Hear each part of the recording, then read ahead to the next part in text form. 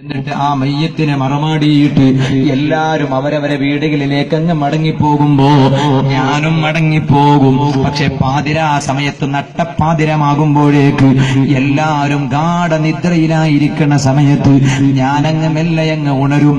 പരിസരങ്ങൾ നോക്കും, വെളിച്ചം എവിടെയും ഇല്ല എന്ന് ഉറപ്പ് വരുത്തിയതിനു ശേഷം ഞാൻ നേരെ ഖബറടക്കിയ ഖബറിന്റെ അടുത്തേക്ക് പോകും. എന്നിട്ട് മേൽഭാഗത്തുള്ള മണ്ണ് വാരിയെടുക്കും, ഉൾഭാഗത്തുള്ള മൂടുകല്ലെടുക്കും. എന്നിട്ട് ആ കബറാളിയെ പൊതിഞ്ഞിരിക്കുന്ന കഫൻ തുണിയുണ്ടല്ലോ, ആ കഫൻ തുണിയെ മെല്ലയങ്ങ് ഊറിയെടുക്കും. എന്നിട്ട് ഞാൻ എന്റെ വീട്ടിൽ വരും. പിറ്റേന്ന് കടയിൽ പോയി ഞാനത് കച്ചവടം ചെയ്യും. അതുകൊണ്ട് കിട്ടുന്ന കാശ് എന്ന കാശാണ് എന്റെ മഈസത്തിന്റെ വഴിയാധാരം. സുബ്ഹാനല്ലാഹ്. പക്ഷെ ഇപ്പോൾ ഞാൻ തൗബ ചെയ്യുന്നത് ഇതിനു വേണ്ടിയല്ല. ഇതിന്റെ ഇടയ്ക്ക് ഞാനൊരു തെറ്റ് ചെയ്തു പോയി നബിയേ, ഇത് തന്നെ വല്ലാത്തൊരു തെറ്റാണ്. അതിന്റെ കൂടെ ഞാനൊരു ഗുരുതരമായ തെറ്റ് ചെയ്തു പോയി. അതെന്താണ്? പതിവ് പോലെ ഞാൻ ഖബറാളിന്റെ അടുത്ത് പോയി. ഒരു ദിവസം അതാ എന്റെ നാട്ടിൽ ഒരാൾ മരിച്ചു. അയാളെ ഖബറങ്ങ് ഞാൻ മറമാടി. ഞങ്ങളൊക്കെ മറമാടിയിട്ട് എല്ലാരും മടങ്ങിപ്പോയി. ഞാൻ നട്ടപ്പാതിരക്ക് പതിവ് പോലെ പോയി. മേൽഭാഗത്തുള്ള മണ്ണ് വാരിയെടുത്തു, ഉൾഭാഗത്തുള്ള മൂടുകല്ലെടുത്തു. എന്നിട്ട് ഞാൻ ആ ഖബറാളിയെ ഒന്ന് മേലോട്ടങ്ങെടുത്ത് ഖബറിന്റെ പുറം ഭാഗത്തങ്ങ് വെച്ചു. കഫൻ തുണിയങ്ങ് ഊരിയെടുത്തു നോക്കുമ്പോ നല്ല കാണാൻ അഴകുള്ള നല്ല സുന്ദരിയായ പെണ്ണാണ് നബിയേ. അത്രയും ഭംഗിയുള്ളൊരു പെണ്ണിനെ ഞാൻ എന്റെ കണ്ണുകൊണ്ട് കണ്ടിട്ടില്ല. അങ്ങനെ ഒരു ഭംഗിയുള്ള പെണ്ണിനെ കണ്ടപ്പോ ഇബ്ലീസ് എന്റെ മനസ്സിലങ്ങൊന്ന് തോന്നിപ്പിച്ചു, നിനക്ക് ഈ പെണ്ണിനെ ഒന്ന് വ്യഭിചരിച്ചുകൂടെടാ. കാരണം നിന്നെ ഇങ്ങോട്ട് മുടക്കാനൊന്നുമില്ലല്ലോ, മരിച്ചു കിടക്കുകയല്ലേ, മയ്യിത്തല്ലേ, ജനാസയല്ലേ, നിനക്കൊന്ന് വ്യഭിചരിച്ചുകൂടെ. ഇബ്ലീസ് എന്റെ മനസ്സിലങ്ങ് സ്വാധീനമങ്ങ് ചെലുത്തിയപ്പോ ഞാനതാ പെണ്ണിനെ അങ്ങ് വ്യഭിചരിച്ചു പോയി. ജീവനുള്ള പെണ്ണല്ലല്ലോ, മരിച്ച പെണ്ണല്ലേ. ആ മയ്യത്തിനെ ഞാനങ്ങ് വ്യഭിചരിച്ചു പോയി.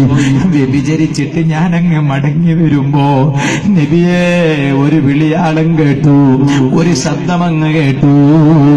ഞാൻ മെല്ലെ അങ്ങ് പിന്നോട്ടങ്ങ് തിരിഞ്ഞു നോക്കി. നോക്കുമ്പോൾ ഞാൻ വ്യഭിചരിച്ച മയ്യത്താണ് എണീറ്റ് നിന്ന് എന്നോട് സംസാരിക്കുന്നത്. എടാ അമാ തഖ്ശല്ലാഹ ഫിയ്യാ, എന്റെ വിഷയത്തിൽ നീ അല്ലാഹനെ പേടിക്കുന്നില്ലടാ. നീ ഒരു ജീവനുള്ള പെണ്ണിനെയല്ലല്ലടാ വ്യഭിചരിച്ചത്, മരിച്ചു കിടക്കുന്ന ഒരു മയ്യത്തിനെയല്ലടാ നീ വ്യഭിചരിച്ചത്. എന്നെ നീ നഗ്നളാക്കിയില്ലടാ, എന്നെ നീ ജനാബത്തുള്ള പെണ്ണാക്കിയില്ലടാ.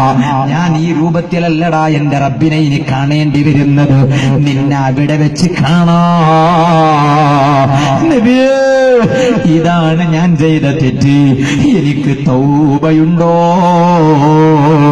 പൊന്നാര തങ്ങൾ പറഞ്ഞു, നിനക്ക് തൗബയില്ല.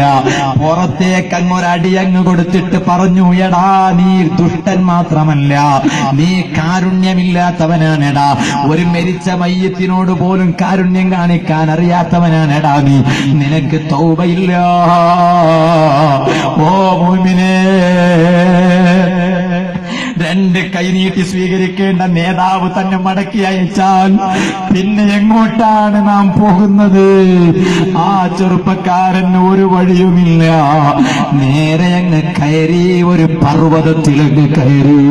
ആ പർവ്വതത്തിലങ്ങ് കയറിയിട്ട് 40 ദിവസം ചരിത്രത്തിൽ കാണാം. അബുല്ലൈസ് സമർക്കന്ദി തങ്ങൾ ഈ തംബീഹുൽ ഗാഫിലീൻ എന്ന കിതാബിൽ രേഖപ്പെടുത്തിയ സംഭവമാണ്, വെറുതെ എന്തെങ്കിലും പറയലല്ല. 40 ദിവസം ഒരു പർവ്വതത്തിലങ്ങ് കയറിയിട്ട് കരഞ്ഞു കരഞ്ഞു കരഞ്ഞു കരഞ്ഞു ഇബാദത്തെടുത്തു, തൗബ ചെയ്തു, തൗബ ചെയ്തു. 40 ദിവസം കഴിഞ്ഞ് അന്ന് രാത്രി 41ാമത്തെ പകലാണ്. ഇന്ന് 41ാമത്തെ രാവാണ്.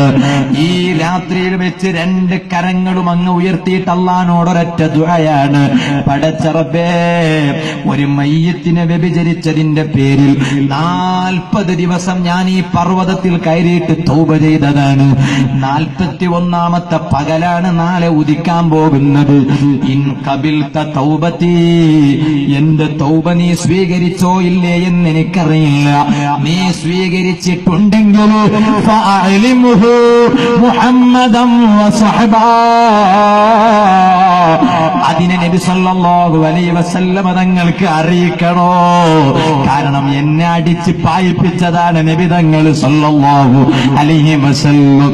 41ാമത്തെ സൂര്യനങ്ങ് ഉദിക്കുന്ന സമയത്ത് മുഅ്മിനീങ്ങളെ, സ്വഹാബത്ത് ഈ ചെറുപ്പക്കാരനെ വിളിക്കുകയാണ്. യദൂക റസൂലുള്ളാഹ്,